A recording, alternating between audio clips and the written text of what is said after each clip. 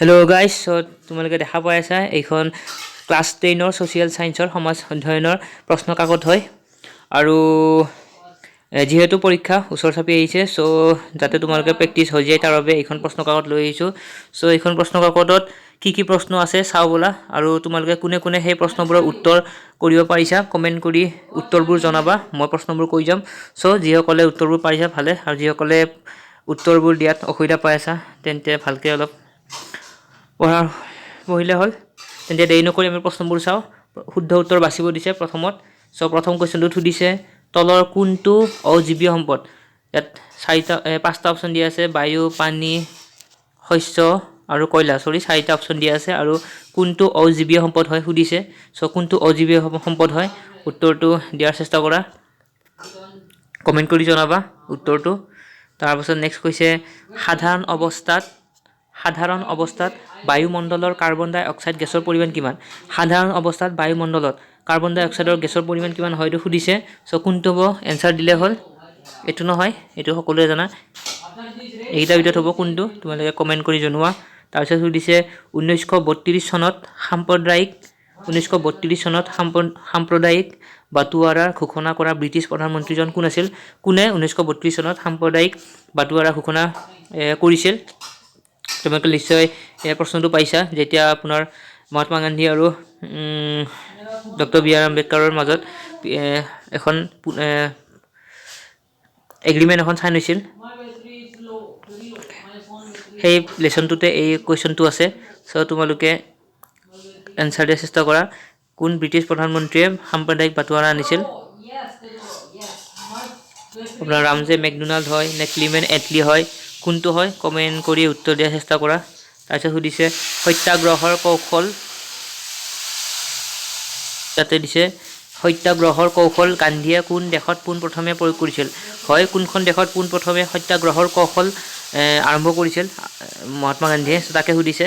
আপোনাৰ দক্ষিণ আফ্ৰিকাত নে ভাৰতত? উত্তৰ দিয়াৰ চেষ্টা কৰা। তাৰপিছত সুধিছে, সমাজবাদী শব্দটো সংবিধানৰ প্ৰস্তাৱনাত কিমান নম্বৰ সংশোধনী আইনৰ জৰিয়তে সংযোজন কৰা হৈছিল? কোনটো এনচাৰ সুধিছে? সমাজবাদী। আমি সকলোৱে জানো যে 3টা শব্দ সংবিধানত সংযোজন কৰা হৈছিল। আৰু সেই কোনটো সংশোধনৰ জৰিয়তে এইড কৰা আছিল? কমেণ্ট কৰি জনোৱা। 42তম আছিল নে 44 আছিল? কোনটো? তোমালোকে কমেণ্ট কৰি জনোৱা এনচাৰটো। তাৰপিছত সুধিছে, চমু উত্তৰ দিয়া। ইয়াত সুধিছে প্ৰথমতে, বংগ বিভাজন কোনজন ভাইচৰয় শাসনকালত সংঘটিত হৈছিল? এইটো বহুত ইজি, চবেই জানাই এইটো ভাইচৰয় কোন আছিল। তাৰপিছত নেক্সট সুধিছে, বংগদেশত জাতীয় শিক্ষা পৰিষদ নামৰ অনুষ্ঠানটো কেতিয়া গঠন কৰা হৈছিল? হয়, কেতিয়া গঠন কৰা হৈছিল জাতীয় শিক্ষা পৰিষদ? এনচাৰ দিয়া। তাৰপিছত সুধিছে, বংগদেশৰ একত্ৰীকৰণ কেতিয়া হৈছিল? কেতিয়া বংগদেশৰ একত্ৰীকৰণ হৈছিল সুধিছে। তাৰপিছত সুধিছে, চৌৰি চৌৰাৰ ঘটনা কেতিয়া সংঘটিত হৈছিল? হয়, কেতিয়া সংঘটিত হৈছিল চৌৰি চৌৰাৰ ঘটনা? তোমালোকে কমেণ্ট কৰি জনোৱা। চৌৰি চৌৰাৰ ঘটনাত কি হৈছিল? এখন পুলিচ থানা জ্বলাই দিয়া হৈছিল, য'ত পুলিচ কেইজনমানৰ মৃত্যু হৈছিল। আৰু যাৰ ফলত মহাত্মা গান্ধীয়ে কি কৰিছিল? কি আন্দোলন সমাপ্ত ঘটাইছিল? মানে কিবা এটা আন্দোলন চলি আছিল, আৰু সেই আন্দোলনটো মহাত্মা গান্ধীয়ে বন্ধ কৰি দিছিল এই ঘটনাৰ ফলত। আৰু সেই সেই আন্দোলনটো কি আছিল? তোমালোকে জানা যদি কমেণ্ট কৰি জনোৱা। 1920 চনত হৈছিল সেই আন্দোলনটো। কমেণ্ট কৰি জনোৱা এনচাৰটো কি। তাৰপিছত নেক্সট সুধিছে, সীমান্ত গান্ধী নামেৰে কাক জনা যায়? সীমান্ত গান্ধী বুলি আমি কাক জানো সুধিছে। তাৰপিছত নেক্সট সুধিছে, ভাৰত আৰু পাকিস্তানৰ মাজৰ সীমাৰেখা কি নামেৰে জনা যায়? ভাৰত আৰু পাকিস্তানৰ মাজৰ সীমাৰেখা কি বুলি জনা যায়? কমেণ্ট কৰি জনাবা। তাৰপিছত সুধিছে, গান্ধীজীয়ে কেতিয়া সাবৰমতী আশ্ৰমৰ পৰা সাগৰৰ পাৰত দাণ্ডিলৈ লোণ আইন ভংগ কৰিবলৈ যাত্ৰা কৰিছিল? কেতিয়া কৰিছিল? কমেণ্ট কৰি জনোৱা। তাৰপিছত নেক্সট সুধিছে, প্ৰাকৃতিক সম্পদ বুলিলে কি বুজা? আমিতো ইজি হয়, সকলোৱে জানা প্ৰাকৃতিক সম্পদ বুলিলে কি বুজা। তাৰপাছত সুধিছে, প্ৰদূষণ মানে কি বুজাই লিখা? প্ৰদূষণ মানে কি বুজাই লিখিব দিছে। তাৰপিছত সুধিছে, বায়ুমণ্ডলৰ উত্তাপ বৃদ্ধিত সেউজগৃহ গেছবোৰৰ ভিতৰত কোনবিধ ভূমিকা সৰ্বাধিক? অৰ্থাৎ কোনবিধ সেউজগৃহ গেছৰ প্ৰভাৱ বেছিকৈ এই বায়ুমণ্ডলীয় উত্তাপ বৃদ্ধিত? তাকে সুধিছে। তাৰপিছত সুধিছে, সংবিধান সভাৰ প্ৰথম সভাপতি কোন আছিল? হয়, সংবিধান সভাৰ প্ৰথমজন সভাপতি কোন আছিল সেইটো সুধিছে। তাৰপিছত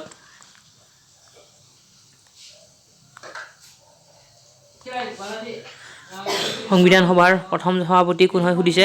সংবিধান সভাৰ প্ৰথম সভাপতি অস্থায়ীভাৱে প্ৰথম কাক চিলেক্ট কৰিছিল প্ৰথম চিলেক্ট কৰিছিল সচিদানন্দ সিনহাক কিন্তু তাৰ পাছত নেক্সট যেতিয়া আকৌ সভা হৈছিল সংবিধান সভাৰ তেতিয়া সভাপতি স্বৰূপে এক পাৰ্মানেণ্ট হিচাপে কাক কৰিছিল ৰাজেন্দ্ৰ প্ৰসাদক তোমালোকে জানা এইটো মই কৰিলোঁ এইটো এনচাৰ বাৰু কিন্তু বাকীখিনি তোমালোকে এনচাৰ দিবা তাৰপিছত সুধিছে নেক্সট যুক্তৰাষ্ট্ৰৰ গৃহভূমি বুলি কাক কোৱা হয় যুক্তৰাষ্ট্ৰৰ গৃহভূমি বুলি কাক কোৱা হয় চ' ইজি এইটো জানাই তাৰপিছত সুধিছে কেবিনেট মিছন ভাৰতলৈ কেতিয়া আহিছিল কেতিয়া কেবিনেট মিছন ভাৰতলৈ আহিছিল তাৰপিছত সুধিছে বিনিময় প্ৰথা কাক বোলে এইটো জানা এইটো উত্তৰ দিবা তাৰপিছত সুধিছে ভাৰতীয় ৰিজাৰ্ভ বেংক কোন চনত স্থাপিত হৈছিল কেতিয়া ভাৰতীয় ৰিজাৰ্ভ বেংক স্থাপিত হৈছিল সুধিছে তাৰপিছত কৈছে মুদ্ৰাৰ এটা মুখ্য কাৰ্য উল্লেখ কৰা চ' মুদ্ৰাৰ এটা কাৰ্য উল্লেখ কৰিব দিছে কমেণ্ট কৰি যদি পাৰা জনোৱা আৰু যদি কোনোবাই এনচাৰবোৰ নোৱাৰা তেন্তে কিতাপ ভালকৈ পঢ়িলে হ'ল